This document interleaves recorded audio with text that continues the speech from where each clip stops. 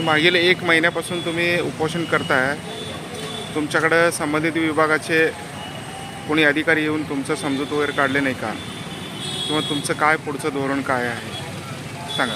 माझ्याकडे आले होते समजूत काढायला. हां आले होते म्हणजे कसं आहे, काही बिनकामाचे कागद घेऊन आले होते. चौकशी करू, चौकशी झाल्यानंतर तुम्हाला आम्ही कागद देऊ, तुम्ही उपोषण सोडा, असं 3-4 वेळा पत्र दिलेत मला. ही 4थं उपोषण आहे माझं. अजूनही ते फाईलच बाहेर येत नाही. कुठं अडकलं आहे, काय झालं काय कळेना, काय हरवलं तिने. आणि फाईल बघितलं मी, शिवसाहेब सही झालेलं मी स्वतः डोळ्यानं बघितलो, सही करून ठेवलेलं आहे. आणि शिवसाहेब पण आमच्या मिटिंगमध्ये सांगितलं सही झालेलं आहे, मी कारवाई केलो आहे, असं स्वतः साहेबांनी बोललेलं आहे. मुख्य कार्यकारी अधिकारी कुलदीप चंगम साहेबांनी कारवाई केलो सांगितलेलं. आणि मी स्वतः पण फाईल बघितलो. जांभळा शाईचं पेनाने सही केलेलं आहे त्या कारवाईच्या फाईलवर. शाही पण सांगतो, जांभळा शाईच्या पेनाने सही केलेलं आहे. आणि एवढा होऊन सुद्धा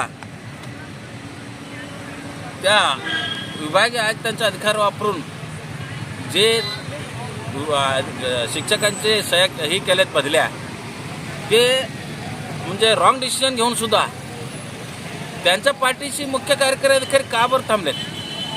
शिक्षणाधिकारी का बरं त्यांना वाचवत आहे?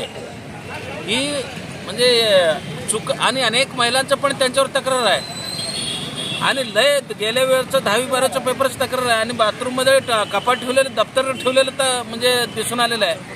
अनेक एवढं वज्ज झालेले तक्रार असून सुद्धा त्यांनी पाहिजे आम्ही नको आहे असं झालं आहे. आता जिल्हा परिषदेला आता 1 महिना पूर्ण झालं, तरीही त्यांना म्हणजे लगेच निर्णय घ्यावं हे असं वाटत नाही. कारण का, त्यांना फक्त गट शिक्षण अधिकारी पाहिजे. काय इथं जातीभेद चाललं आहे, काय चाललं आहे काय कळेना. हे असं मला बोलायचं वेळ त्यांनी स्वतःहून आणलेत. म्हणजे इथं जातीवाद यांनी कसरू केलं जिल्हा परिषदेमध्ये असं वाटतं आहे. त्यामुळं आता 1 महिना 1 दिवस झाला आहे. हो ना, त्या ह्याने म्हणजे काही त्यांच्यावर कारवाई करायचं दिसून येत नाही आहे. म्हणून मी पुढचं पाऊल अर्धनग्न अवस्थेत उद्यापासून उपोषणाला बसायचं पत्र मी मुख्य कार्यकारी अधिकारी, शिक्षणाधिकारी, विभागीय आयुक्त आणि शहर पोलीस CP, शहर आयुक्त यांना पण पत्र दिलं आहे. उद्यापासून मी अर्धनग्न अवस्थेत उपोषण सुरू करणार आहे. ही सर्वांना मी पत्र देऊन सुरू केलेलं आहे. पुढील काय जे होईल त्यांनी सर्व जबाबदार आपलं ऑफिसमधील कार्यालयातील अधिकारी याला जबाबदार राहणार आहे. मुख्य कार्यकारी अधिकारी, शिक्षणाधिकारी यांनी जबाबदार राहील. 25 मार्चपासून अर्धनग्न अवस्थेत उपोषण करणार आहे. 5 दिवस अर्धनग्न अवस्थेत उपोषण करून 30 तारखेपासून पूर्ण नग्न अवस्थेत उपोषण करणार आहे. आणि पुढं कुठला अवस्थेत करायचं अजून म्हणजे 30 तारखेनंतरचे जे पूर्ण नग्न करणार म्हणजे हे उपोषण करणार आहे, पुढचं काय करावं ते परत मी ठरवणार आहे.